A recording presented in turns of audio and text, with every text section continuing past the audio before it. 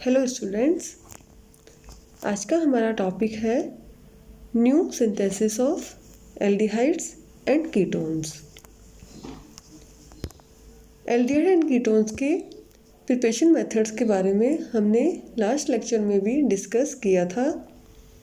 आज हम कुछ मेथड्स को यहाँ पे वापस से डिस्कस करेंगे, जिसमें कि पहला मेथड है फ्रॉम 1,3-डाइथाइन। 1,3-डाइथाइन जो है, इसके द्वारा फॉर्मेल्डिहाइड से कुछ एल्डिहाइड एंड कीटोन्स का सिंथेसिस करवाया जाता है और इसके अलावा इसके द्वारा किसी एल्डिहाइड को भी कीटोन में चेंज कर सकते हैं।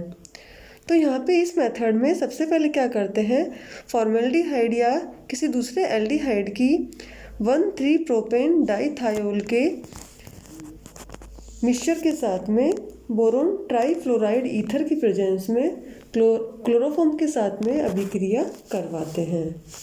तो सबसे पहला जो यहाँ पे रिएजेंट ले रहे हैं वो क्या ले रहे हैं, 1,3-प्रोपेन डाइथायोल।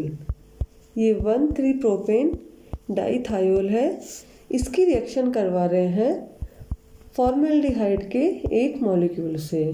दोनों का यहाँ पे एक एक मॉलिक्यूल यहाँ पे लिया गया है और ये जो अभिक्रिया हो रही है ये किसकी प्रेजेंस में हो रही है, बोरोन ट्राईफ्लोराइड ईथर और क्लोरोफॉर्म। तो उस स्थिति में क्या होता है, यहाँ पे ये जो 1,3-डाइथाइन है इसका फॉर्मेशन होता है। तो यहाँ पे जो डाइथाइन है इसको जब हम टेट्राहाइड्रोफ्यूरेन के साथ में N-ब्यूटिल लिथियम के साथ में जब इसकी अभिक्रिया करवाते हैं और यहाँ पे जो टेम्परेचर रखते हैं ये रखते हैं -30 डिग्री सेंटीग्रेड, तो उस स्थिति में यहाँ पे देखिए ये कार्ब एनियन सॉल्ट का फॉर्मेशन होता है, जिसको हम बोल रहे हैं डाइथाइन एनायन। ये डाइथाइन एनायन जो यहाँ पे बनता है इसकी एल्किल हैलाइड से आगे हम अभिक्रिया करवाते हैं, तो उस स्थिति में 2-एल्किल डाइथाइन यहाँ पे हमें प्राप्त होता है। तो इस तरह से ये जो मोनो एल्किल या डाई एल्किल डाइथाइन हमें प्राप्त होते हैं, इनका हाइड्रोलिसिस होने पर एल्डिहाइड कीटोन हमें प्रोडक्ट के रूप में फाइनली प्राप्त हो जाते हैं। अब इसके हम मैकेनिज्म देखते हैं। मैकेनिज्म में देखिए यहाँ पे जो डाइथाइन एनाइन बना, ये डाइथाइन एनाइन यहाँ पे एल्किल हैलाइड से अभिक्रिया करता है। यहाँ पे जो एल्किल हैलाइड लिया जाता है इसमें हैलाइड के रूप में आयोडाइड सबसे अधिक काम में लिया जाता है और एल्किल समूह यहाँ पे प्राइमरी एल्किल समूह भी हो सकता है, सेकेंडरी एल्किल समूह भी हो सकता है या बेंजिलिक समूह भी यहाँ पे हो सकता है। तो जब इस डाइथाइन एनाइन की एल्किल हैलाइड के साथ में अभिक्रिया करवाते हैं तो यहाँ पे थायोएसिटिल का यहाँ पे फॉर्मेशन हो रहा है, मतलब मोनो एल्किल डाइथाइन का फॉर्मेशन हो रहा है, जिसका कि हाइड्रोलिसिस होने पर, एसिड हाइड्रोलिसिस होने पर यहाँ पे एल्डिहाइड फाइनल प्रोडक्ट के रूप में हमें प्राप्त हो रहा है। हाइड्रोलिसिस मर्क्यूरी क्लोराइड की प्रेजेंस में यहाँ पे हो रहा है, ठीक है। अब इसके हम आगे यहाँ पे ये जो मोनो एल्किल डाइथाइन हमें प्राप्त हुआ, यदि इसको हम दोबारा इसका हम एल्काइलेशन करवाए एल्काइलेटिंग एजेंट के साथ में, तो उस स्थिति में क्या होता है, थायोकीटेल का फॉर्मेशन होता है। यहाँ पे देखिए फर्स्ट स्टेप में तो यहाँ पे डाइथाइन एनाइन जो है इसकी रिएक्शन हम करवा रहे हैं प्राइमरी एल्किल हैलाइड से, तो थायोएसिटिल का फॉर्मेशन हो रहा है जो कि हाइड्रोलिसिस के द्वारा क्या दे रहा है, एल्डिहाइड दे रहा है। लेकिन यहाँ पे जो थायोएसिटिल बना, मतलब मोनो एल्किल डाइथाइन बना, उसका हम अगर दोबारा एल्काइलेशन करवाए तो उस स्थिति में क्या होता है, थायोकीटेल का फॉर्मेशन होता है, जो कि हाइड्रोलिसिस के द्वारा क्या दे रहा है, हमें फाइनल प्रोडक्ट के रूप में यहाँ पे कीटोन हमें दे रहा है। तो इस तरह से डाइथाइन के द्वारा हम एल्डिहाइड्स का भी फॉर्मेशन कर सकते हैं और कीटोन्स का भी फॉर्मेशन कर सकते हैं। लास्ट वीडियो लेक्चर में हमने इसकी मैकेनिज्म को डिस्कस नहीं किया था। अब यहाँ पे इसकी मैकेनिज्म दी हुई है, तो इसके थ्रू आप एग्ज़ाम में अच्छे से अपना आंसर लिख सकते हो। दूसरा मेथड है synthesis of ketones from carboxylic acids. तो यहाँ पे हम कार्बोक्सिलिक एसिड से कीटोन्स का सिंथेसिस देखेंगे। सबसे पहले क्या होता है, यहाँ पे कार्बोक्सिलिक एसिड का डीप्रोटोनेशन होता है और अनरिएक्टिव कार्बोक्सिलेट एनायन का फॉर्मेशन होता है। ये जो रिएक्शन है ये बहुत ही स्ट्रॉन्ग न्यूक्लियोफाइल ब्यूटिल लिथियम की प्रेजेंस में या फेनिल लिथियम की प्रेजेंस में या एल्किल लिथियम की प्रेजेंस में होती है। तो यहाँ पे एल्काइलेशन होता है एक तरह से और कीटोन हाइड्रेट का फॉर्मेशन हो रहा है, जो कि डिहाइड्रेशन के द्वारा फाइनली कीटोन फाइनल प्रोडक्ट के रूप में यहाँ पे हमें दे रहा है। तो यहाँ पे देखिए इस रिएक्शन में सबसे पहले साइक्लोहेक्सेन कार्बोक्सिलिक एसिड लिया गया है, जिसकी कि फेनिल लिथियम के साथ में अभिक्रिया करवाई गई है। तो यहाँ पे डाई एनाइन का फॉर्मेशन हो रहा है, जो कि हाइड्रोलिसिस के थ्रू हाइड्रेट दे रहा है, कीटोन का हाइड्रेट, जिसके कि डिहाइड्रेशन के थ्रू हमें साइक्लोहेक्सिल फेनिल कीटोन यहाँ पे फाइनल प्रोडक्ट के रूप में प्राप्त हो रहा है। ये जो साइक्लोहेक्सिल फेनिल कीटोन है ये क्या है, इसका कॉमन नेम है। अब इसके हम मैकेनिज्म देखते हैं। तो सबसे पहले कीटोन्स के फॉर्मेशन में एसिड की, क्योंकि एल्किल लिथियम के साथ में अभिक्रिया हो रही है और यहाँ पे क्या हो रहा है, सबसे पहले एल्किल लिथियम के साथ में यहाँ पे इसकी रिएक्शन होगी और यहाँ पे जो एल्किल लिथियम है उसका आयनाइजेशन होगा और ये इस कार्बोक्सिलिक एसिड के ऑक्सीजन आइटम पर अटैक करेगा और इस तरह से एक डाई एनाइन का फॉर्मेशन होगा।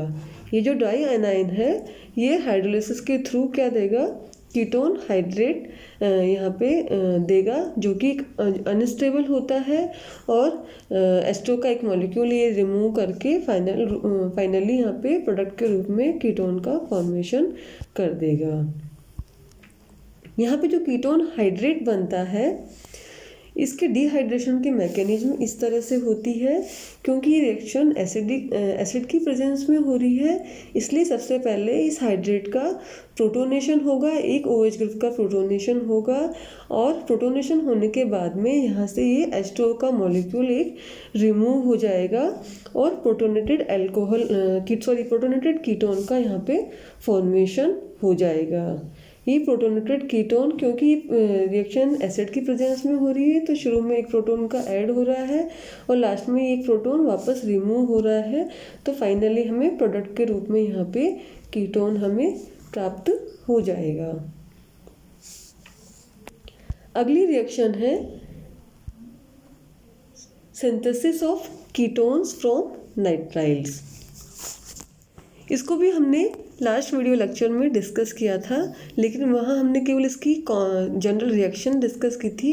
अब यहाँ पर हम इसकी मैकेनिज्म भी देखेंगे। नाइट्राइल्स जो होते हैं, नाइट्राइल्स की जो स्ट्रक्चर होती है वो कार्बोनिल ग्रुप के समान ही होती है और जिस तरह से कार्बोनिल ग्रुप स्ट्रांगली पोलराइज्ड होता है, CN बॉन्ड भी स्ट्रांगली पोलराइज्ड होता है, क्योंकि दोनों ही एटम्स की इलेक्ट्रोनेगेटिविटी में यहाँ पे डिफरेंस होता है। इसलिए जो न्यूक्लियोफाइल का अटैक होता है वो आसानी से यहाँ पे नाइट्राइल्स पर हो सकता है। तो ये जो सिंथेसिस वाली रिएक्शन है इसमें जो ग्रिग्नार्ड रिएजेंट है ये एज ए न्यूक्लियोफाइल नाइट्राइल पर अटैक करता है और इमीन का फॉर्मेशन यहाँ पे करता है। ये जो इमीन है ये हाइड्रोलिसिस के थ्रू यहाँ पे फाइनली कीटोन हमें प्रोडक्ट के रूप में देती है। तो यहाँ पे इस रिएक्शन में देखिए ये हमने एल्किल नाइट्राइल लिया है और एल्किल नाइट्राइल पर ये एल्किल मैग्नीशियम हैलाइड जो है ग्रिग्नार्ड जो रिएजेंट है ये न्यूक्लियोफाइल के रूप में एज ए न्यूक्लियोफाइल यहाँ पे अटैक कर रहा है। यहाँ पे नाइट्रोजन की जो इलेक्ट्रोनेगेटिविटी अधिक है, इसलिए पाई बॉन्ड के इलेक्ट्रॉन्स को ये अपनी तरफ ट्रांसफ़र कर लेता है, जिससे कि इस कार्बन एटम पर डेफिशिएंसी होगी इलेक्ट्रॉन्स की। तो यहाँ पे ये ग्रिग्नाक एजेंट एज ए न्यूक्लियोफाइल इस कार्बन एटम पर अटैक करेगा और इमीन के मैग्नीशियम सॉल्ट का यहाँ पे फॉर्मेशन कर देगा, जो कि एसिड की प्रेजेंस में यहाँ पे इमीन का फॉर्मेशन करेगा। ये जो इमीन है ये हाइड्रोलिसिस के द्वारा फाइनली हमें कीटोन प्रोडक्ट के रूप में दे देगी। यहाँ पे जो इमीन का हाइड्रोलिसिस हो रहा है इसकी हम मैकेनिज्म देखते हैं। तो इमीन ये जो रिएक्शन है ये क्योंकि एसिड की प्रेजेंस में हो रही है, इसलिए यहाँ पे क्या होगा, सबसे पहले ये जो इमीन है ये एक प्रोटॉन से रिएक्ट करेगी और यहाँ पे क्या होगा, ये जो नाइट्रोजन के पास में दो लोन पेयर ऑफ इलेक्ट्रॉन्स है, ये इसके थ्रू ये प्रोटॉन यहाँ पे इस नाइट्रोजन पर अटैच हो जाएगा। नाइट्रोजन पर अटैच हो गया तो नाइट्रोजन के पास में क्योंकि इलेक्ट्रॉन्स की डेफिशिएंसी हो गई, तो ये क्या करेगा, पाई बॉन्ड के इलेक्ट्रॉन्स को यहाँ से अपनी तरफ अट्रैक्ट कर लेगा, जिससे कि इस कार्बन पर इलेक्ट्रॉन्स की डेफिशिएंसी होगी और ये H2O का मॉलिक्यूल एक आइजेन न्यूक्लियोफाइल इस पर अटैक करेगा। यहाँ पे क्या होगा, अब हाइड्रोजन एटम का ट्रांसफ़र होगा इस OH2 ग्रुप से इस नाइट्रोजन के पास में। तो यहाँ पे क्या होगा, ये जो NH3 ग्रुप है ये बॉन्ड्स के इलेक्ट्रॉन्स को लेके NH3 के मॉलिक्यूल के रूप में यहाँ से रिलीज हो जाएगा। अब यहाँ पे लास्ट में हमें प्रोटोनेटेड कीटोन का यहाँ पे फॉर्मेशन होगा, जो कि एक प्रोटॉन यहाँ पे रिलीज करके फाइनली कीटोन के रूप में हमें प्राप्त हो जाएगा। क्योंकि रिएक्शन एसिड की प्रेजेंस में हो रही थी, इसलिए फाइनली हमें प्रोटॉन यहाँ पे रिलीज करना होगा और फाइनल प्रोडक्ट के रूप में यहाँ पे कीटोन का फॉर्मेशन हो जाएगा। तो ये कुछ रिएक्शंस थी और उनकी मैकेनिज्म थी जो कि आपके एग्ज़ाम में आएगी। तो आप इनकी मैकेनिज्म को लिखते हुए उन रिएक्शंस को आपको लिखना होगा। और ये जो मैकेनिज्म है ये कुछ ही बुक्स में दी हुई है। ये जो बुक है ऑर्गेनिक केमिस्ट्री की आपकी पी भागचंदानी की बुक है। इसके अलावा हिमांशु पब्लिकेशन की बुक है, उसमें भी आपको कुछ मैकेनिज्म आपको इन रिएक्शंस की मिल जाएगी।